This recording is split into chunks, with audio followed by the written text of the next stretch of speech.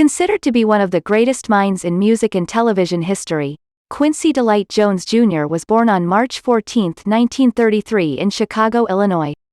He is the son of Sarah Frances Wells, a bank executive, and Quincy Delight Jones Sr., a carpenter. Jones found his love for music while he was enrolled in grade school at Seattle's Garfield High School. This is also where he had met Ray Charles, whom he later worked and became friends with. In 1951, Quincy Jones had won a scholarship to the Berklee College of Music in Boston, Massachusetts. Jones, however, dropped out when he got the opportunity to tour with Lionel Hampton's band as a trumpeter and conductor. Jones also worked for the European production of Harold Arlen's blues opera, Free and Easy, in 1959. After Jones had worked on several projects overseas, he returned to New York, where he composed and arranged, and recorded for artists such as Duke Ellington, Ray Charles, Sarah Vaughan, Count Basie, Dinah Washington, Laverne Baker, and Big Maybelle. Jones was working with these artists while holding an executive position at Mercury Records, being one of the very few African Americans at the time to have such a position. In 1963, Quincy Jones won his first Grammy Award for his Count Basie arrangement of I Can't Stop Loving You. In 1964, by the request of director Sidney Lumet, Jones composed the music for his movie, The Pawnbroker.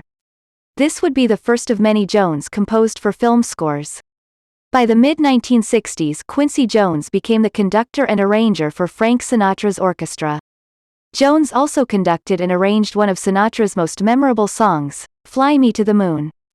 Jones appeared on a lot of film credits for his music, such as The Slender Thread, Walk, Don't Run, In Cold Blood, In the Heat of the Night, A Dandy in Aspic, McKenna's Gold, and The Italian Job. In 1972, Quincy Jones was the theme song composer for the hit sitcom, Sanford and Son. Quincy Jones in 1978 worked on music for The Wiz. This is where he met icon, Michael Jackson. Jackson at the time was looking for a producer. Jones recommended some producers but in the end asked Jackson if he could do it. Jackson said yes. In 1982, as a result of this partnership, Jones had formed a tapestry with Jackson which was unbreakable. It was called Thriller.